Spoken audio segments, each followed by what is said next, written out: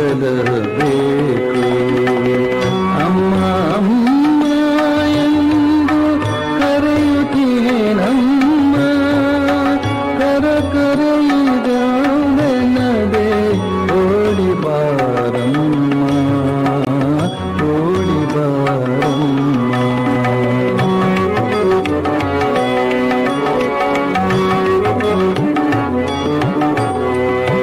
ಪಾಪಿಗಳನ್ನು ಧರಿಪ ನೀ ದಯಾ ಸಿಂಧು, ಪಾಪಿಗಳನ್ನು ಧರಿಪ ನೀ ದಯಾ ಸಿಂಧು, ನೀಡೆ ನಗೆ ಕರುಣೆಯನ್ನು ಆಕುತೆಯದಿಂದು.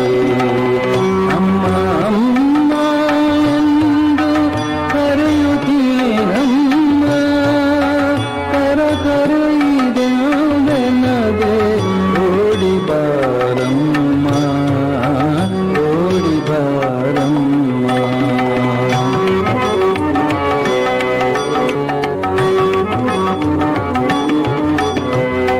ತಾಯಿ ನೀನು ಇರಲು ತಬ್ಬಲಿಯೇ ನಾನು, ತಾಯಿ ನೀನು ಇರಲು ತಬ್ಬಲಿಯೇ ನಾನು, ವಾತ್ಸಲ್ಯ ಸುಧೆಯುಣಿಸಲಾರೆಯ ನೀನು.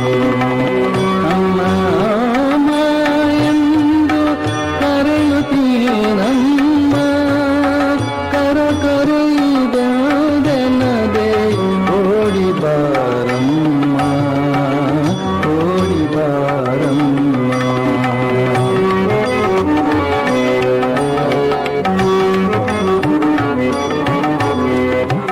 ಜ್ಞಾನ ಭಕ್ತಿ ವಿವೇಕ ವೈರಾಗ್ಯ ನೀಡು, ಜ್ಞಾನ ಭಕ್ತಿ ವಿವೇಕ ವೈರಾಗ್ಯ ನೀಡು, ಎನ್ನ ಬಂದಿರದೆ ನಿತ್ಯ ನಲಿದಾಡು.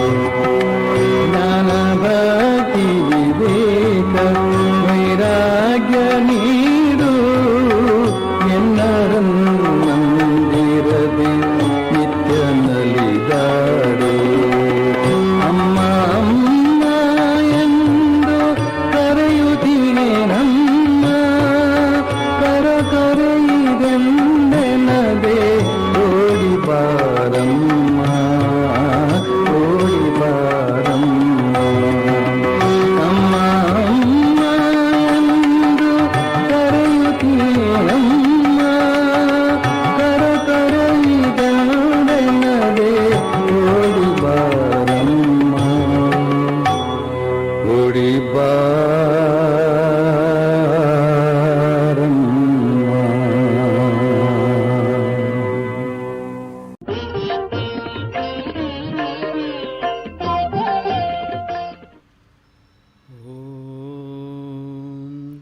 ಸ್ಥಾಪಕಾಯ ಚ ಧರ್ಮಸ್ಯ ಸರ್ವಧರ್ಮಸ್ವರೂಪಿಣೆ ಅವತಾರವರಿಷ್ಠಾಯ ರಾಮಕೃಷ್ಣಾಯ ತೇ ನಮಃ.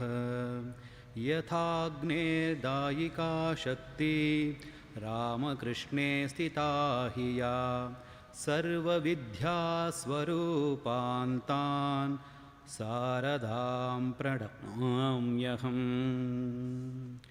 ಸದಾಶಿವಸಮಾರಂಭಾಂ ಶಂಕರಾಚಾರ್ಯಮಧ್ಯಮಾಂ ಅಸ್ಮದಾಚಾರ್ಯಪರ್ಯಂತಾಂ ವಂದೇ ಗುರುಪರಂಪರಾಂ. ಯೋ ಬ್ರಹ್ಮಾಣಂ ವಿದಧಾತಿ ಪೂರ್ವಂ ಯೋ ವೈ ವೇದಾಂಶ್ಚ ಪ್ರಹಿಣೋತಿ ತಸ್ಮೈ ತಂಹದೇವಂ ಆತ್ಮಬುದ್ಧಿಪ್ರಕಾಶಂ ಮುಮುಕ್ಷುರ್ವೈ ಶರಣಮಹಂ ಪ್ರಪದ್ಯೆ. ಓಂ ಸಹನಾವವತು ಸಹನೌ ಭುನಕ್ತು ಸಹ ವೀರ್ಯಂಕರವಾವಹೈ ತೇಜಸ್ವಿನಾವಧೀತಮಸ್ತು ಮಾ ವಿದ್ವಿಷಾವಹೈ. ಓಂ ಶಾಂತಿ ಶಾಂತಿ ಶಾಂತಿ. ಹರಿ ಓಂ.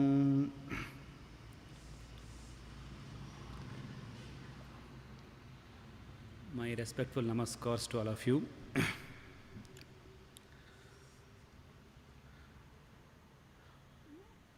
1.5 year back, I started a class on Atma Bodha, and the first class was held in the same prayer hall. And now today we are going to start another Vedantic text, Prakarana Grantha, Tattva Bodha, and it also happens to be in the same prayer hall. Well, now, as I said, from today onwards, we will make a very humble attempt to study a Advaita Vedanta Prakarana Grantha called as Tattva Bodha. Now here, Prakarana, Grantha, Advaita Vedanta, all those meanings we will see in our subsequent class. Now first of all, Prakarana means auxiliary. Now this is the fundamental text of Advaita Vedanta. Now here, this text gives you all the fundamental teachings that are being present in the Vedantic text, which is Upanishads, Bhagavad Gita and Brahma Sutra. Now you see the heading. The title is Tattva Bodha. So first of all, we should understand what is the meaning of Tattva Bodha. So the very clear, it is two words are there, Tattva and Bodha. The word Tattva means the nature of a thing, the essence, the truth. The truth of a thing is what is called as Tattva. Tasya bhavaha Tattvam, what Shankaracharya says. The nature of a thing is what is called as Tattva. Then Bodha means the knowledge. Now here when I say knowledge, it is the vritti jnana, because always in Advaita Vedanta we should be very careful. Even sometimes consciousness is being related to what is called as knowledge. It's called Swarupa Jnana and Vritti Jnana. One is concerned with the mind, that vrittis that arise in the mind. So the knowledge about the truth is what is the subject matter of this text called as Tattva Bodha. Now, we are going to approach this text, the study of this text, as a sadhaka. So, as a sadhaka, we are very much interested in what is called as moksha. So, how does the study of this text helps us in the Purushartha, Parama Purushartha called as moksha, which is called as liberation, the transcending the transmigratory wheels of birth and death. That is what is the Parama Purushartha of every one of us, whether knowingly or unknowingly, everybody are moving towards that. Now, whenever a text has been written, the authors will take care of 4 important things, which is called as Anubandha Chatushtaya. It's not very technical, it's all very, very important, because this shows how the authors were so very keen, why do they write an text. So, the Anubandha Chatushtaya means the 4-fold linking factors, the association factors, which they explain it in the very beginning of a text. Now the question arises, what are the 4 association factors? The 4 association factors are, one is what is called the Vishaya, the subject. What is the subject matter we are going to deal with? Next one is what is called as Adhikari. Who is the one who is eligible for this text? Adhikari. Next one is what is called as the Prayojana. Prayojana is very, very important. What is the benefit of me listening to these text, these lectures? What is the benefit of listening to these or reading all these things? And next one is what is called as the Sambandha. What is the relationship between the book, that is Tattva Bodha, the text, and what is between the book and what is being said, the self-knowledge. So how does this, by reading this book, how does we get the self-knowledge? Sambandha is very important because you cannot say, if I read Harry Potter, can I get self-knowledge? Because you cannot get self-knowledge by reading Harry Potter. Because Harry Potter's scope of thing is something different. So that's why this text is for gaining the self-knowledge. Now, these four things has to be very, very keenly kept in mind.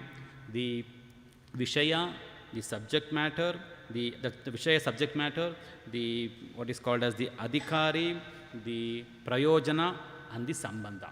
So these things are now very clear. That's why in the case of what is called Adhikari, they mention it as Mumukshunam.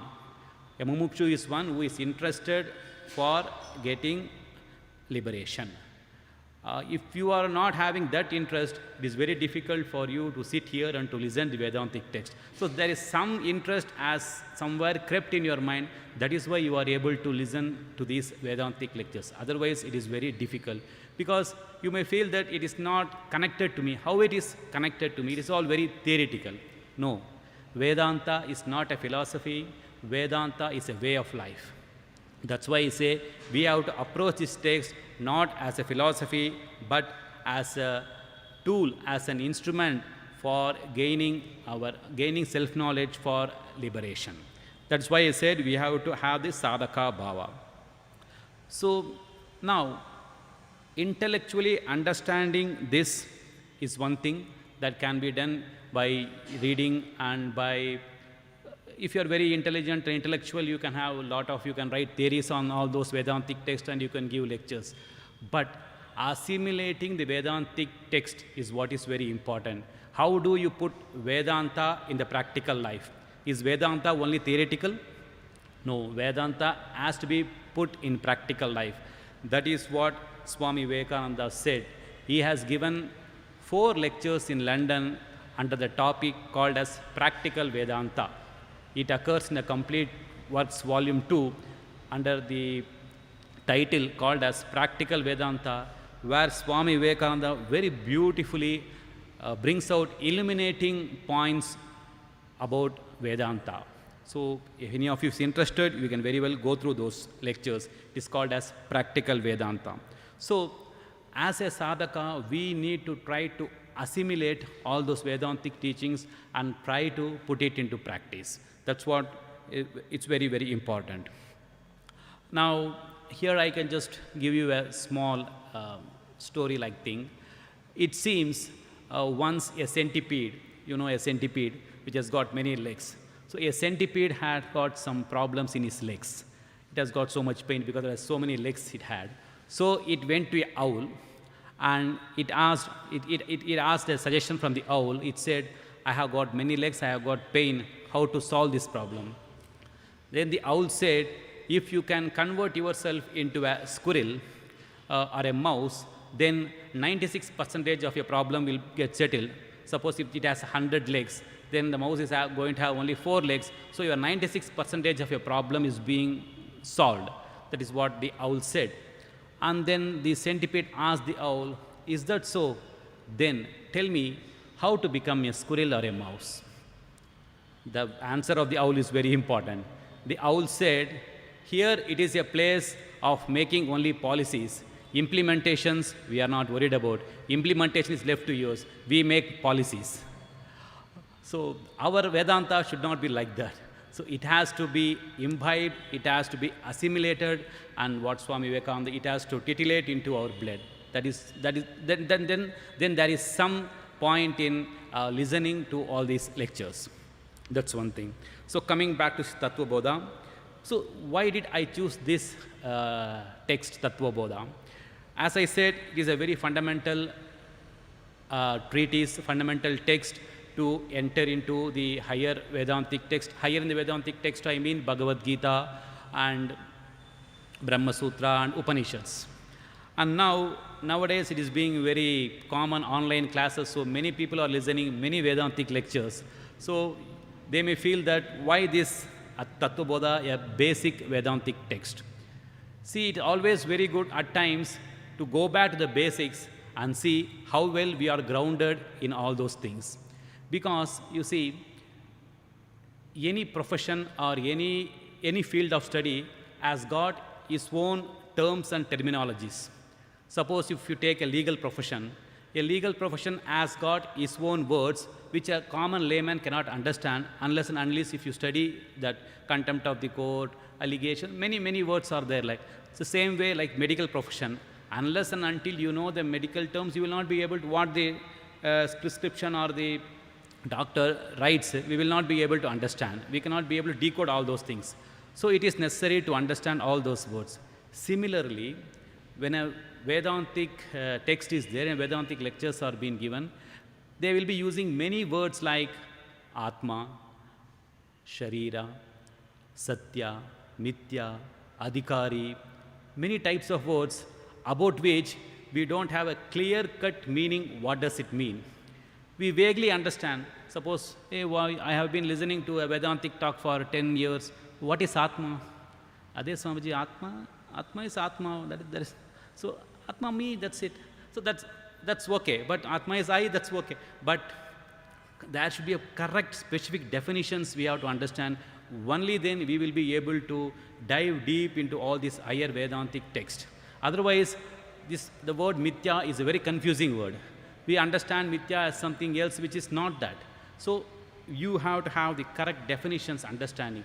So this Tattva Bodha, this text very systematically presents all those words with the definitions. That is why the traditional acharyas will begin the Vedantic study for any students. The first text they will take is only this Tattva Bodha. Of course, there is another text called as Vedanta Sara, but this Tattva Bodha is what the traditional teachers will recommend for beginners. Now, you see, here, because I told you the terminologies I told you. So that is what is called as Paribhasha. Vedanta. The Paribhasha is the local term they use. So this text makes you familiarize with all those words so that you can study those higher Vedantic texts like Bhagavad Gita, everything very comfortably. And that is why they call this as a doorway. This Vedantic text is called as the doorway for the further Vedantic study of the other scriptures. This much about a very small introduction about Tattva Bodha. I know that I have not explained to you about what is meant by Prakarana and what is meant by Vedanta and also what is meant by auxiliary, all these things that we will see. I'm keeping it in my memory. Now the next question comes. I told you about the Anubandha Chatushtaya. There one of these things is Prayojana, right? So there's a very ancient saying which says, Prayojanam anuddishya na mandopi pravartate.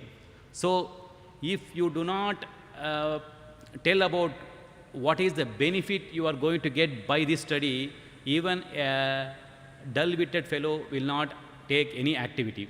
So any activity, if somebody is going to take, they should have some benefit out of it. Otherwise, nobody will venture into those things. So now, what is the benefit of gaining self-knowledge? Atma-jnana, knowing about my own real nature. What is there, Swamiji? Why should I know about my own real nature? That question comes. So we will address that questions. So the point is, I have said Tattva Bodha is the knowledge about the absolute reality. And what is that absolute reality? That absolute reality, if you say, is nothing but my own real nature. The essence of my real nature, the essence, what am I? That is essence of me. Well, how does it is relevant to my life? That's the next question. How it is going to be benefit me in my life? I am now very quite comfortable, so I don't feel the need to know my own real nature. What is the need? So what are the benefits that can be provided by this self-knowledge is the question. Now you see, any person, an intellect which has got some amount of maturity will try to ask these types of questions. What is Jiva? What is that I am? And what is that which I see as a world? And who is that who has created this world? Jiva, Jagat and Ishvara. These types of questions has to come, it will come to everybody, but it may take time according to their own karmas and all those things. So these three types of question, what is the real nature of myself, and what is the real nature of the world I see outside, and what is it that created all these things, me and this outside world? Is there a creator? Is there a God who has created all these things? If there is a God, what is the real nature of him? Where is he? All these types of questions will arise for a sincere seeker. So now, yes, self-knowledge is very much beneficial. We need to know about our own real nature. Just as a heat, suppose if you take a fire, heat is the essence of the fire. Without the heat, fire is not fire. So everything in this world has got its own essence, tattva, reality. Without that reality, the thing is not going to be the thing that what it is. So here now we are having three entities as I told you. One is the Jiva, the Jagat, and the Ishvara. What does Advaita Vedanta say about these things? Advaita Vedanta says that there is an absolute reality. That absolute reality is appearing as this Jiva, the same absolute reality is appearing as this world, and the same absolute reality is also the creator. It all is the appearance. The Jiva, Jagat, and the Ishvara is just appearance on that absolute reality, which is called as truth, which is the truth of myself. It means the truth of myself, the truth of this world which I see, and the truth of the creator Ishvara is everything is that. Even I cannot say one, because if I say one, there should be something two. There is nothing else other than that absolute reality. But we see many things, plurality. Yes, Advaita Vedanta says it is because of the ignorance. That we will come later on. So the truth about me, the truth about the Jagat, and the truth about the Ishvara is what is the subject matter of any Vedantic text, and it's also subject matter of this Tattva Bodha. Right. Now as I said, there are many things in the world which I don't know. I don't know about what is meant by a black hole. I don't know what is happening on the other side of the world about the discovery of the vaccines. Many things I do not know, but I am very comfortable. I lead my life, I run my life, I earn, and I live. So in that way, self-knowledge also can be a knowledge which I don't feel that I should know about those things. Can I say like that? If you ask me a question, they say no. It is the most important thing, and it is the thing that you should know. It is not one among the things that you should know. It is the thing that you should know. Because the Upanishad says there are two vidyas like apara vidya and para vidya. Whatever you learn from the outside world, or whatever you see and learn from outside thing, is what is called as objective things. But what is the subject? That's a very important question only Vedanta can address, because science is always very much the scope of science. The scope of science is towards the objective things. But the observer, who is the observer who is observing all these things? Even if you say positron, so many microscopic organs, everything is being found out. Now there's a God particle has been found out. But even then, there is going to be an observer who is finding all these things. And who is that observer? That observer, nature of that observer, this observer again the same thing as consciousness, the absolute reality, the truth, the same thing. There are different words I say. So what is the nature of that observer who observes all these things and find it out?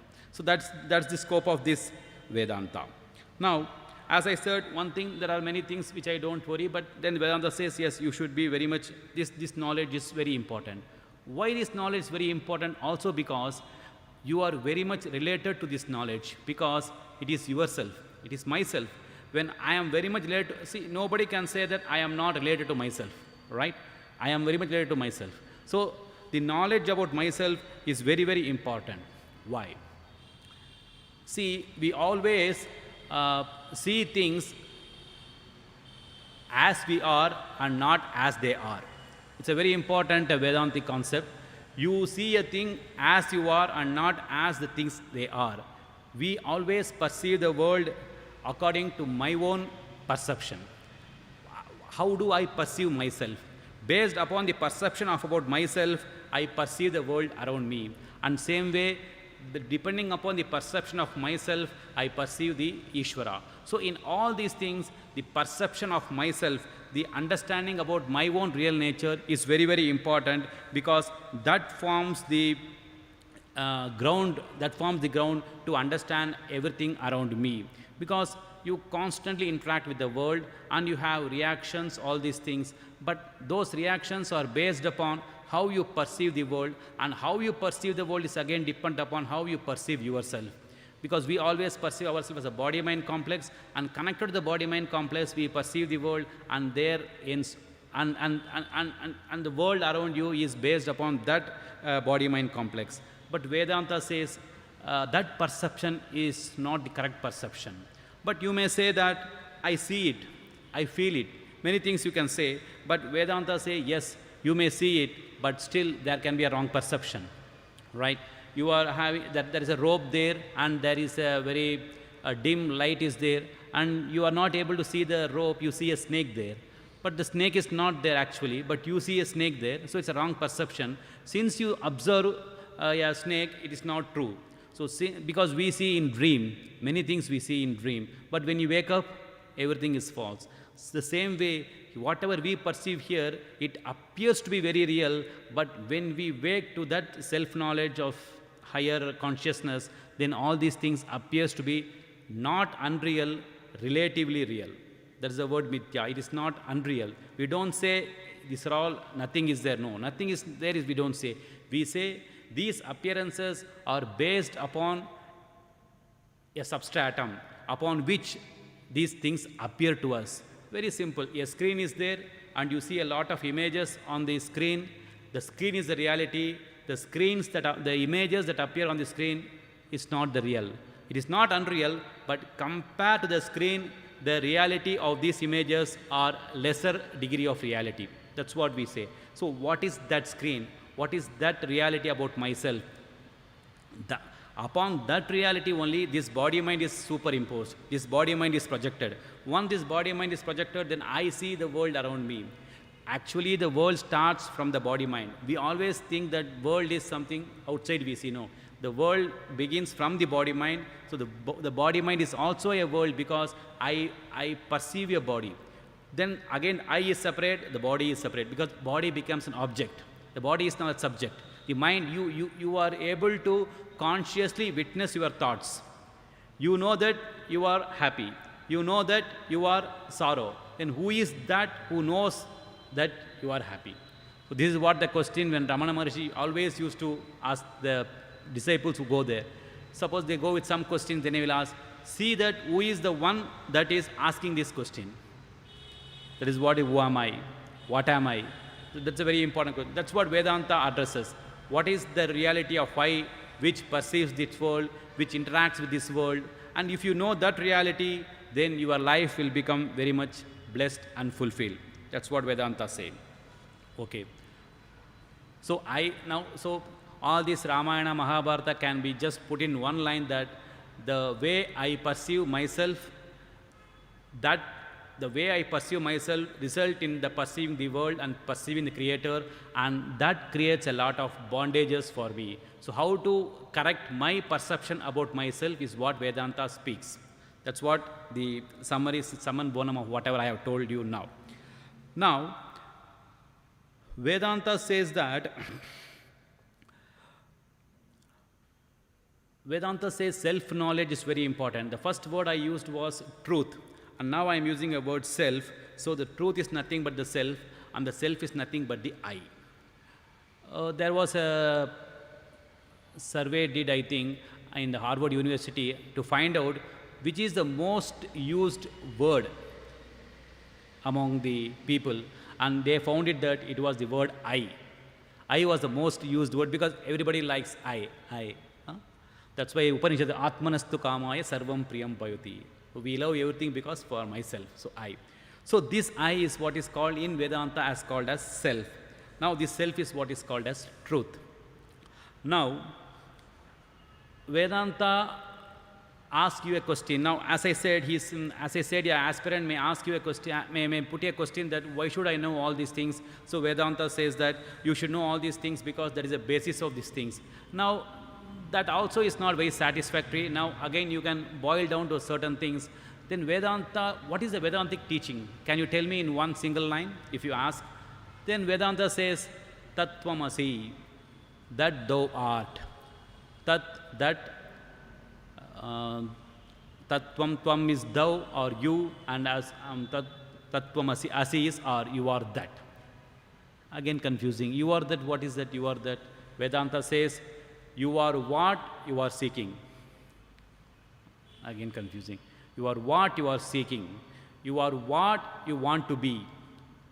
Now, a person may say, how come I am already that which I want to be? I want to be a millionaire, and I am not a millionaire now.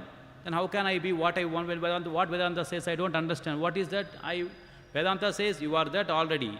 So I want to be a millionaire. I am not a millionaire, but Vedanta says that you are already that what you want to be. Does not make sense to me, he will say.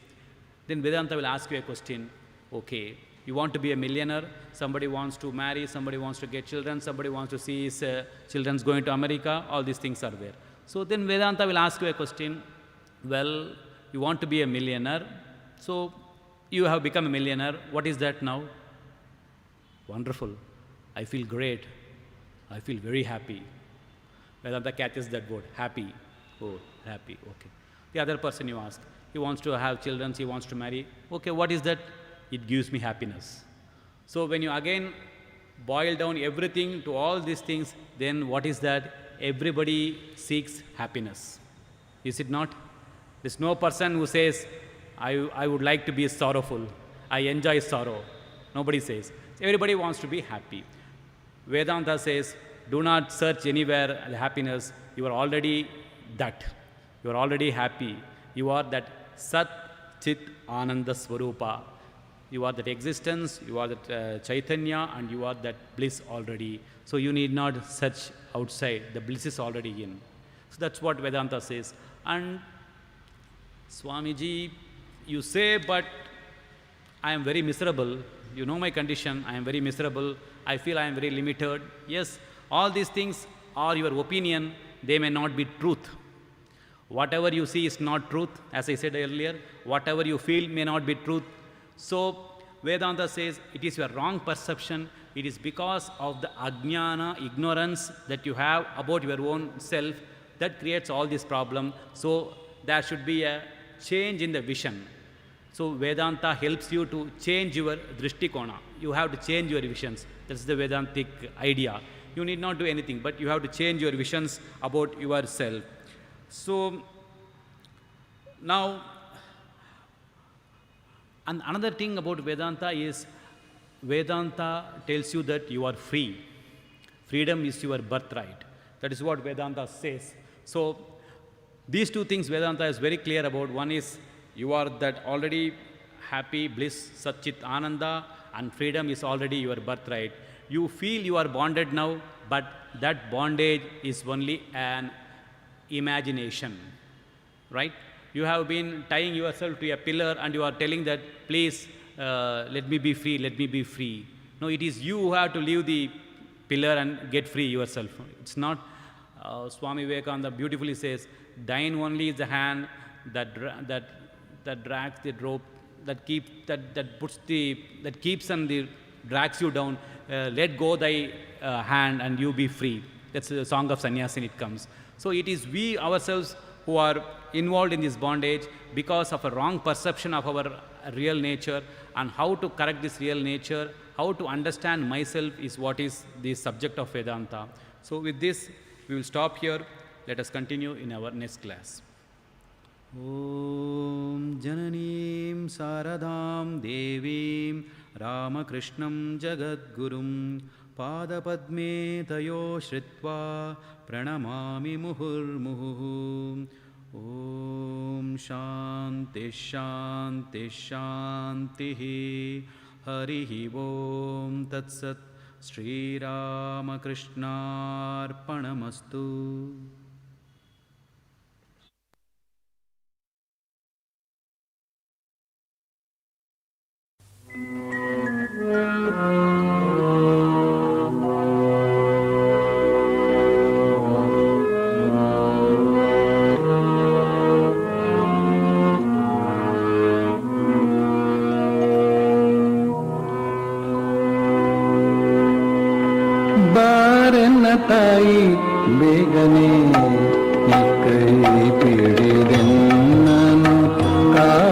ಕಾಪಾಡಬೇಕು ಬಾರನ್ನ ತಾಯಿ ಬೇಗನೆ ನೀ ಕೈ ಬಿಡಿದೆನ್ನನು ಕಾಪಾಡಬೇಕು ಬಾರನ್ನ ತಾಯಿ ಬೇಗನೆ.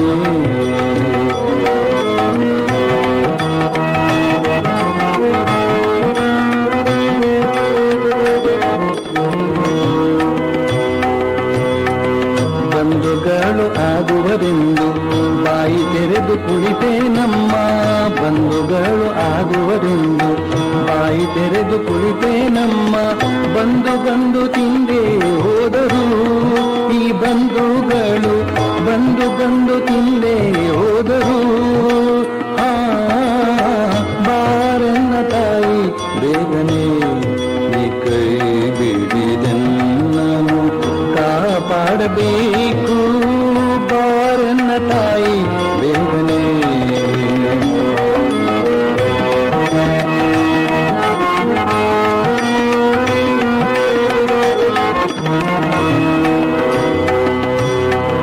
ಮೆಚ್ಚುವವರ ನೆಚ್ಚಿಕೊಂಡೆ ಹೆಚ್ಚು ಹೆಚ್ಚು ಮೇಚಲೆಂದು, ಮೆಚ್ಚುವವರ ನೆಚ್ಚಿಕೊಂಡೆ ಹೆಚ್ಚು ಹೆಚ್ಚು ಮೇಚಲೆಂದು ಹುಚ್ಚು ಹಿಡಿಸಿ ಹೊರಟೆ ಹೋದರು ಈ ಹೊಗಳು ಭಟ್ಟರು, ಹುಚ್ಚು ಹಿಡಿಸಿ ಹೊರಟೆ ಹೋದರು.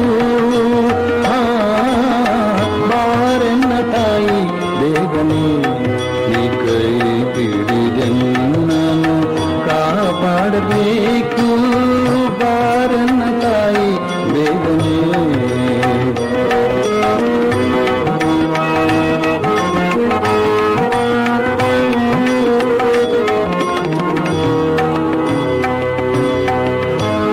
ನಿನ್ನ ನೆನೆಯದಿದ್ದ ಫಲವನುಂಡೆ ಕೈಯೋ ಕೈ, ತಾಯಿ ನಿನ್ನ ನೆನೆಯದಿದ್ದ ಫಲವನುಂಡೆ ಕೈಯೋ ಕೈ.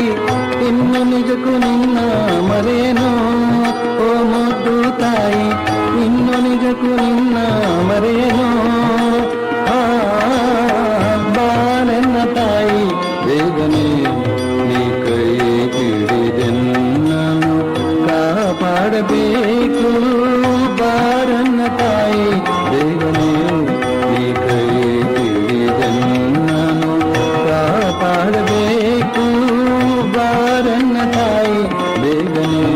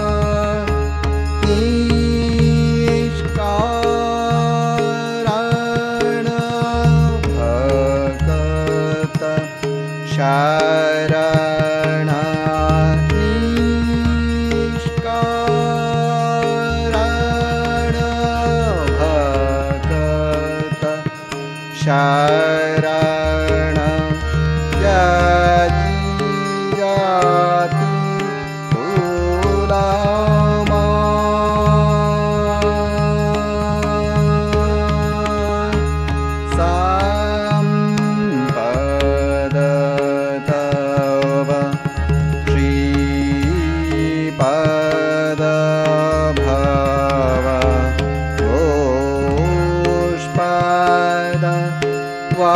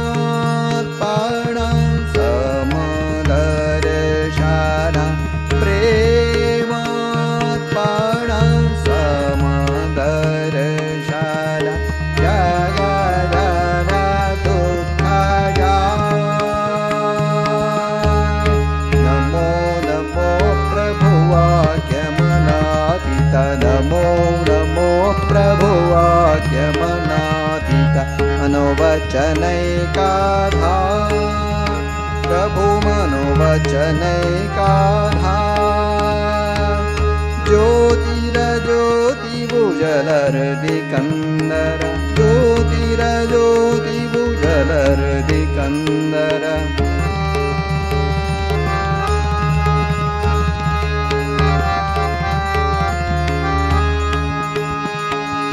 नमो नमो प्रभुवाक्यमनातीत नमो नमो प्रभुवाक्यमनातीत मनोवचनैकाधार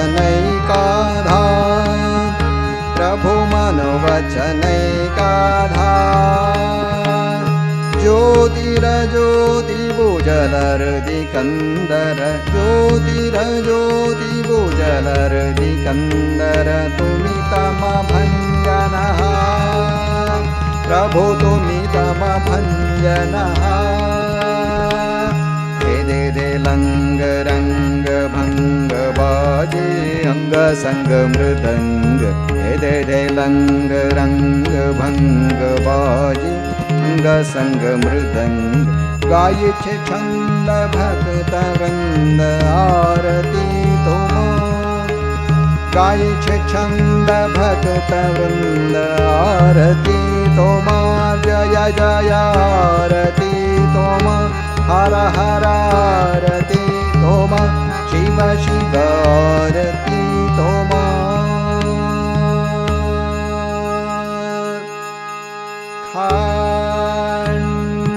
खंडन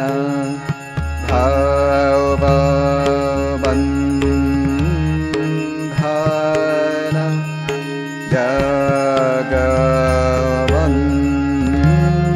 जगवन्दन वन्दे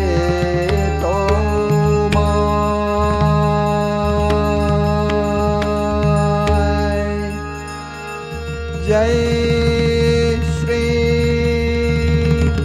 गुरु महाराज की जय।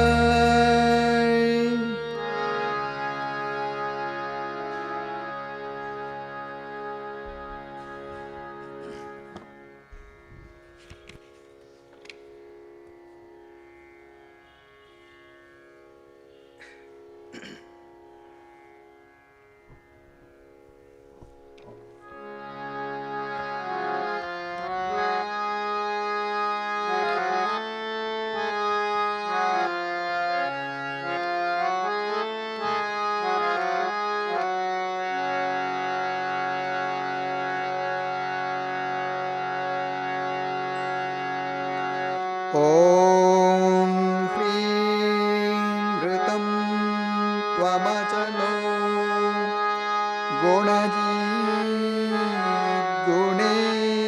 गुणेड्याः नाक्तं दिवं सकरुणं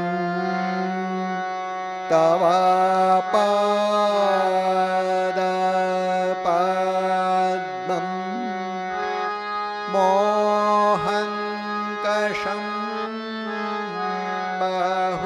बहुकृतं न भजेयतोऽहं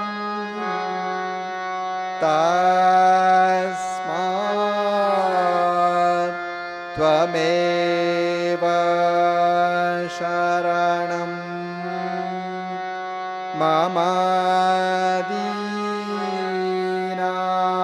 दीनबन्धो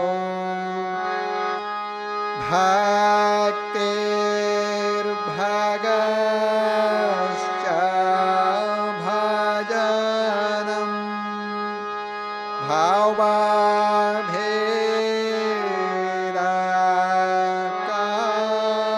भावभेदकारी गच्छन्त्यलं सुविपुलं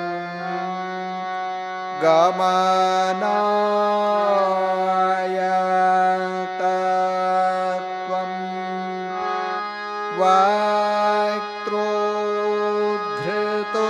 वक्त्रोद्धृतोऽपि हृदये न मे भाति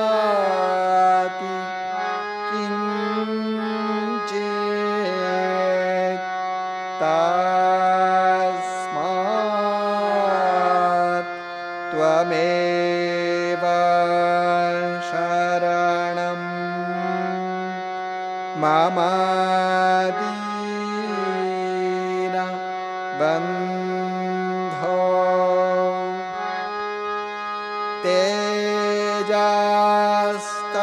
तेजस्तरन्ते तरसा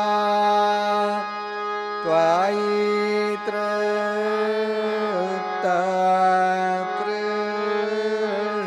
तृष्णाः रागे कृते रतपथे त्वयि रामकृष्णे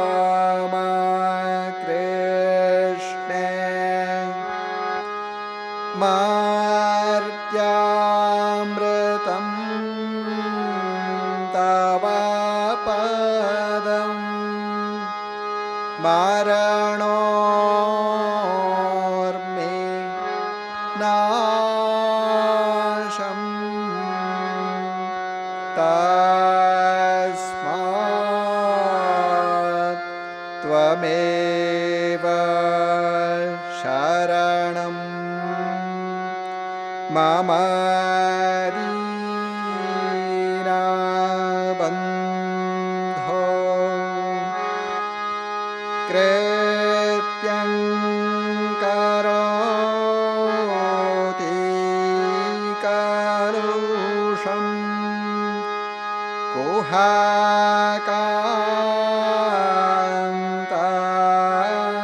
कुहाकान्तकारे स्नान्तं शिवं सुविमलं तव नामनाथ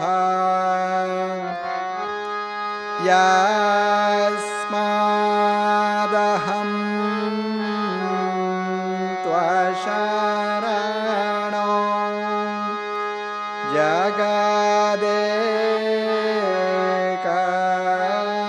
जगदेकगम्या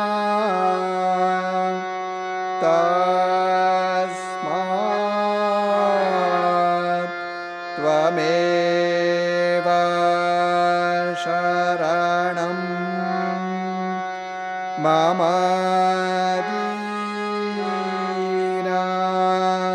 दीनबन्धो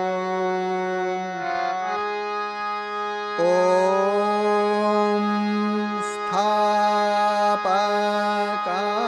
स्थापकाय च धर्मस्य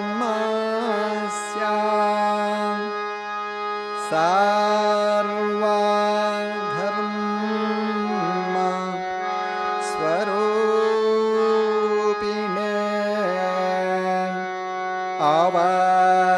अवतार वरिष्ठाय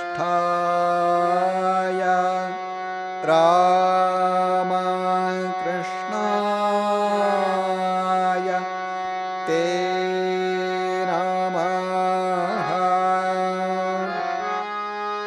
ॐ नमः श्री भगवते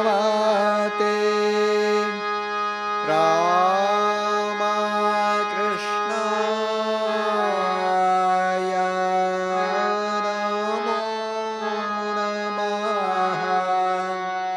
ॐ नमः श्री भगवते रामकृष्णाय नमो नमः। ॐ नमः श्री भगवते रामकृष्णाय नमो नमः।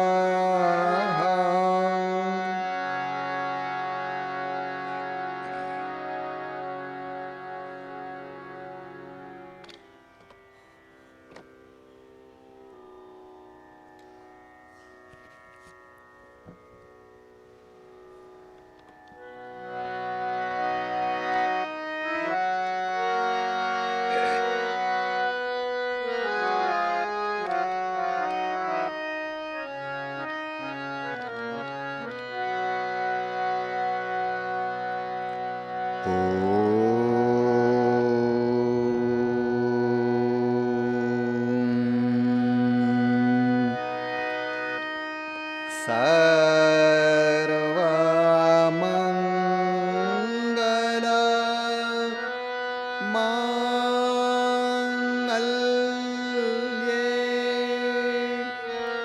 शिवे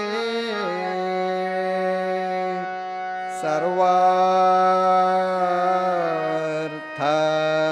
साधिके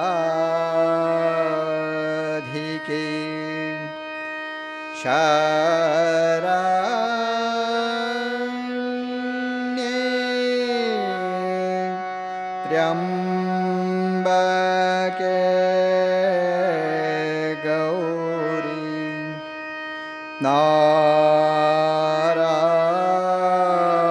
नारायणी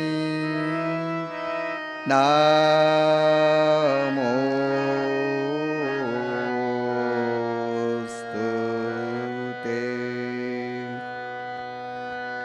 सृष्टि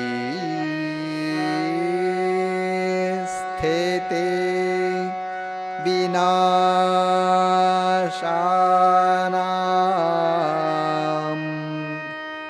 शक्ति भूते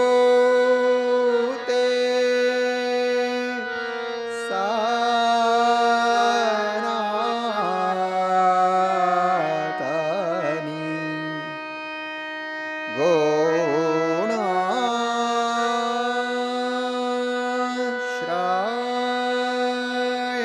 गुणाश्रये गुणमये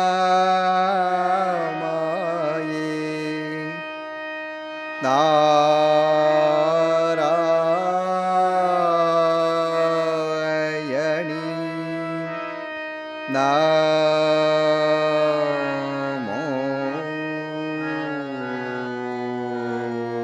नमोस्तुते।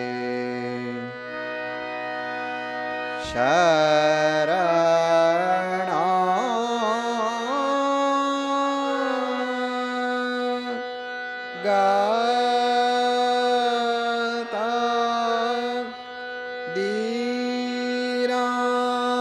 दीनार्ता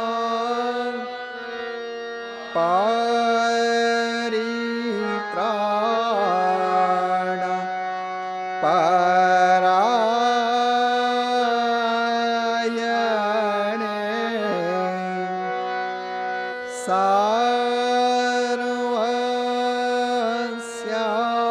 सर्वस्यार्थे हरे देवी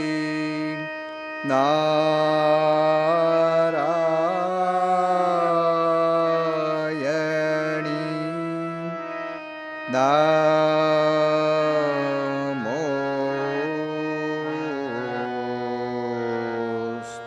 नमोस्तुते। जय नारायणी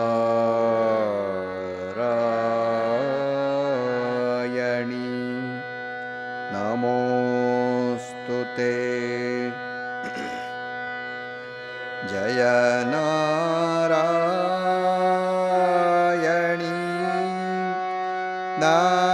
नमोस्तुते।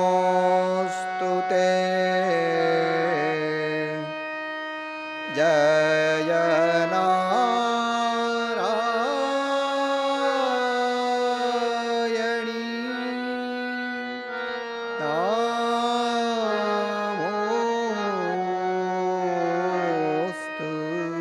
नमोस्तुते। जय नारायणी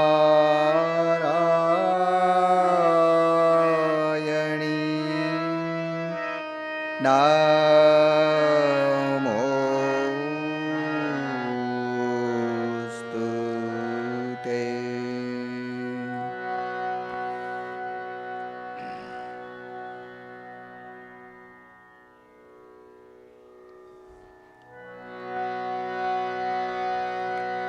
जय श्री गुरु महाराज जी की जय। जय श्री महामाई की जय। जय श्री स्वामी जी महाराज जी की जय। जय श्री कावेरी माई की जय। जय श्री चामुंडेश्वरी देवी की जय।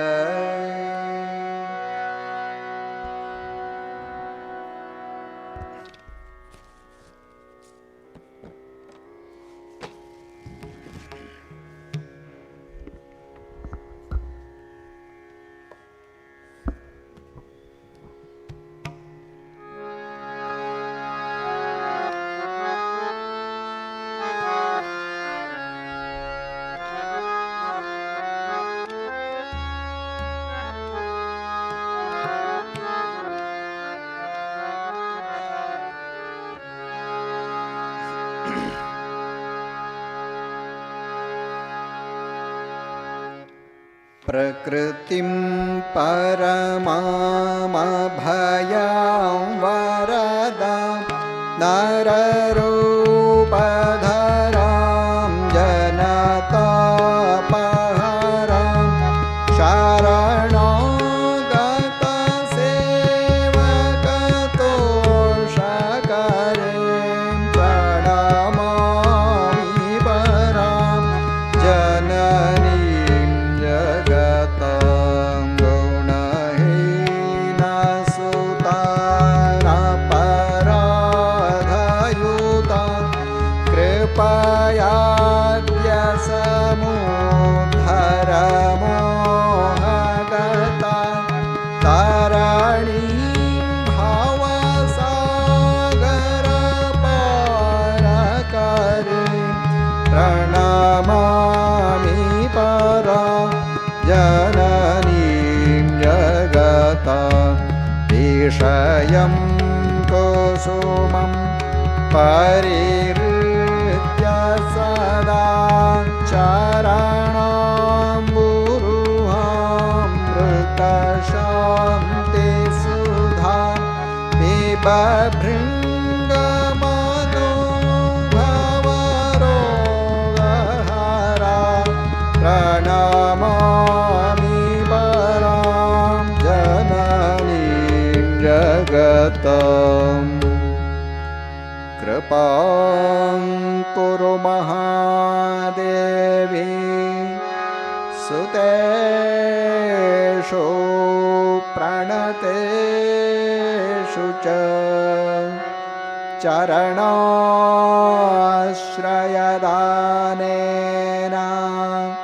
कृपामयी नमोऽस्तु ते।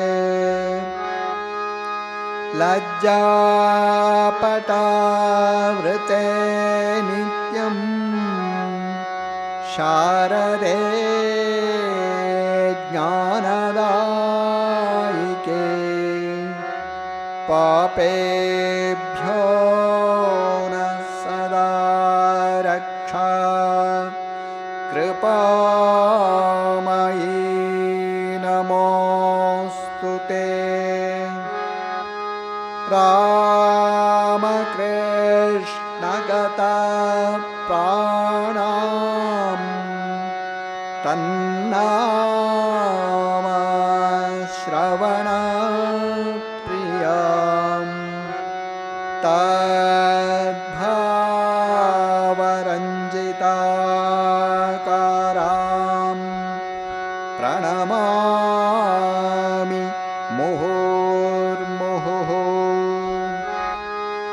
पवित्रं चरितं यस्याः पवित्रं जीवनं तथा पवित्रता स्वरूपिण्यै तस्यै कुर्मो नमो नमः। देवीं प्रसन्नां प्रसन्नां प्रणतार्तिहन्त्रीं योगीन्द्रपूज्यां युगधर्मपात्रीं तां शारदां भक्तिविज्ञानदात्रीं दयास्वरूपां प्रणमामि नित्यं स्नेहेन बध्नासि मानोऽस्मदीयं दोषानशेषान् सगुणीकरोषि आहेतुनानोदयसे सरोषा साङ्के गृहीत्वा यदिदं विचित्रं प्रसीद मातर्विनयेन याचे नित्यं भव स्नेहवती सुतेषु प्रेमैकबिन्दुं चिरदग्धचित्ते ईशिञ्च चित्तं कुरु न सुशान्तम् जननीं शारदां देवीं रामकृष्णं जगद्गुरुं पादपद्मे तयोः श्रित्वा प्रणमामि मुहुर्मुहुः।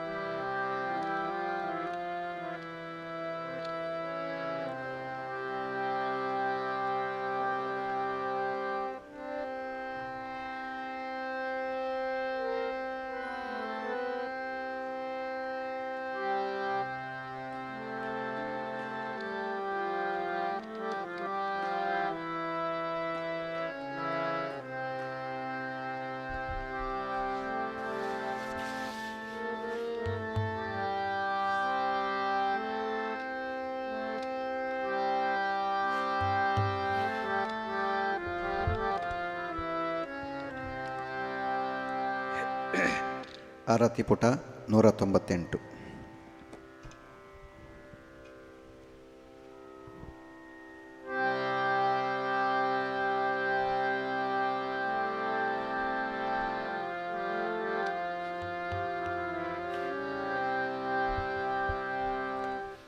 जानकी सखी कृपा जगावती सुजान जीव जागी त्यागी मूढ़ता अनुराग श्रीहरे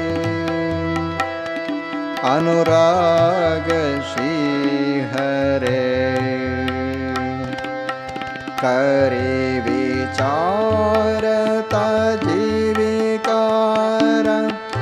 भज उदार रामचन्द्र भद्र सिन्धु दीनबन्धु वेदवदतरे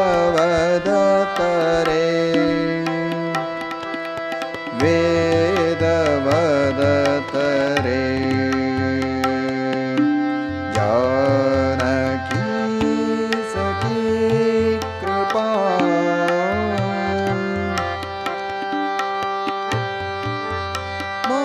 मोहमयी कोहुनी सा विशालकाल कुतुल सोय होयो सुअनूपरूप सुपन जो परे सुपन जो परे अब प्रभात प्रगट ज्ञान भानु के प्रकाश वासना सराग मोह द्वेष निविडत मटरे निविडत मटरे जानकी सखी कृपा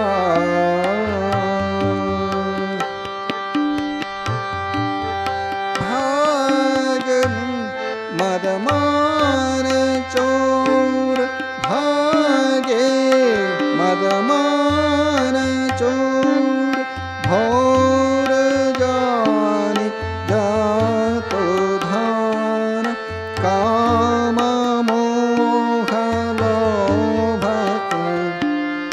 निकर पडरे निकर पडरे देखत रघुवर प्रताप बीते संताप पाप ताप त्रिविध प्रेमाप दूर ही करे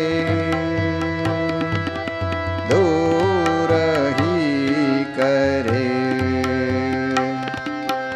जानकी सखी कृपा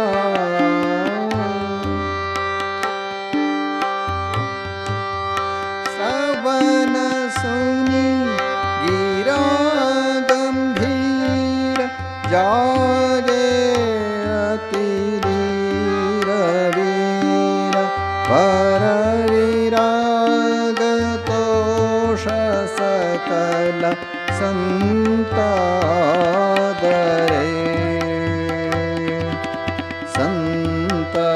संतादरे तुलसीदास प्रभु कृपालु निरखे जीव जन विहालु भंजो भवजाल परम मंगलाचरे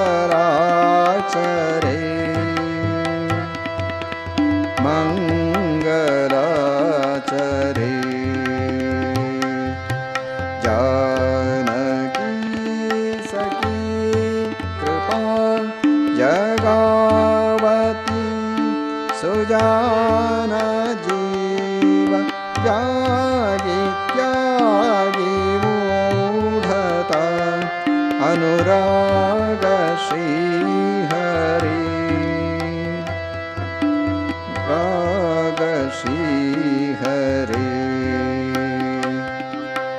करि विचार तजि विकार भज उदार रामचन्द्र भद्र सिन्धु दीनबन्धु वेदवदतरे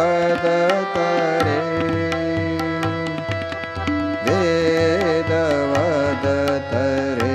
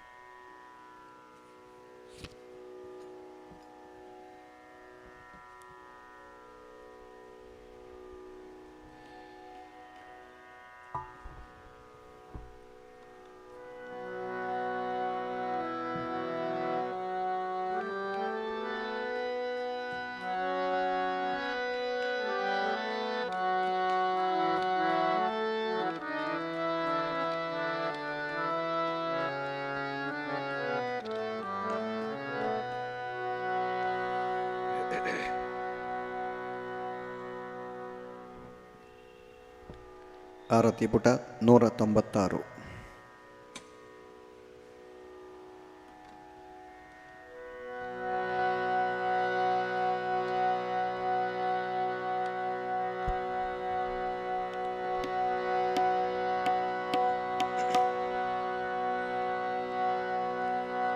ರಾಮ ಮಂತ್ರವ ಜಪಿಸೋ ಹೇ ಮನುಜ, ರಾಮ ಮಂತ್ರವ ಜಪಿಸೋ. ರಾಮ ಮಂತ್ರವ ಜಪಿಸೋ ಹೇ ಮನುಜ, ರಾಮ ಮಂತ್ರವ ಜಪಿಸೋ.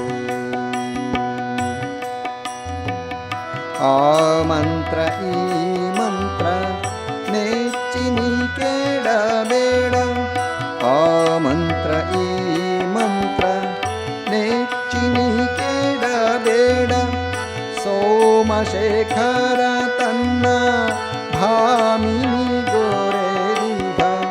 ರಾಮ ಮಂತ್ರವ ಜಪಿಸೋ ಹೇ ಮನುಜ, ರಾಮ ಮಂತ್ರವ ಜಪಿಸೋ.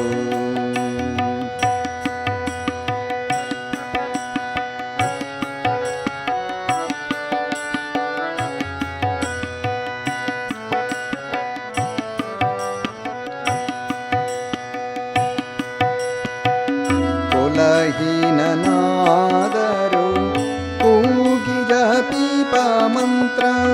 ಕುಲಹೀನನಾದರೂ ಕೂಗಿ ಜಪಿಪ ಮಂತ್ರ. ಸರಿವ ಭೀತಿಯೋಳು ಉಚ್ಚರಿಪ ಮಂತ್ರ. ಹಲವು ಪಾಪಂಗಳ ಹತಗೆಡಿಸುವ ಮಂತ್ರ. ಹಲವು ಪಾಪಂಗಳ ಹತಗೆಡಿಸುವ ಮಂತ್ರ. ಸುಲಭದಿಂದಲೇ ಸ್ವರ್ಗ ಸೂರೆಗೊಳ್ಳುವ ಮಂತ್ರ. ರಾಮ ಮಂತ್ರವ ಜಪಿಸೋ ಹೇ ಮನುಜ, ರಾಮ ಮಂತ್ರವ ಜಪಿಸೋ.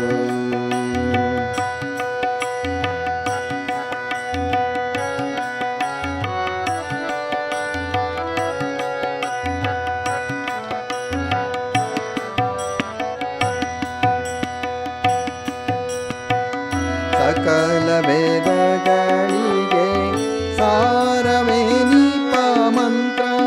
ಸಕಲ ವೇದಗಳಿಗೆ ಸಾರವೇ ನೀಪ ಮಂತ್ರ.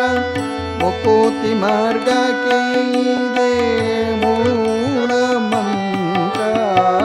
ಸಕಲ ವೇದಗಳಿಗೆ ಸಾರವೇ ನೀಪ ಮಂತ್ರ.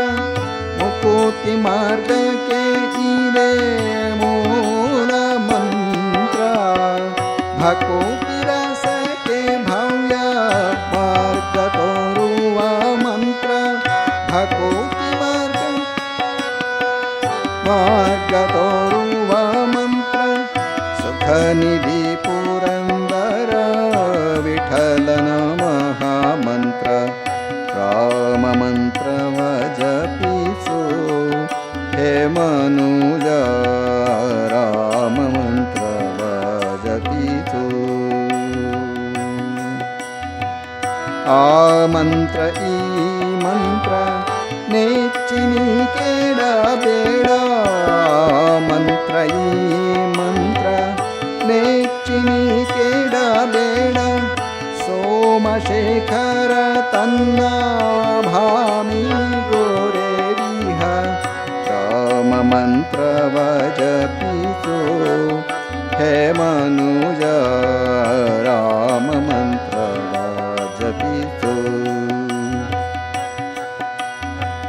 ರಾಮ ಮಂತ್ರವ ಜಪಿಸೋ ಹೇ ಮನುಜ, ರಾಮ ಮಂತ್ರವ ಜಪಿಸೋ. ರಾಮ ಮಂತ್ರವ ಜಪಿಸೋ. ರಾಮ ಮಂತ್ರವ ಜಪಿಸೋ.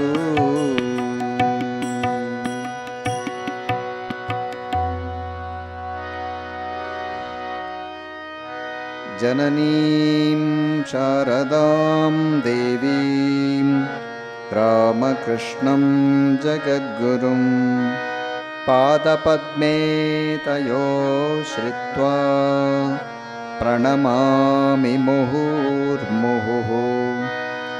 नमः श्रीयतिराजाय विवेकानन्दसूरये सच्चित्सुखस्वरूपाय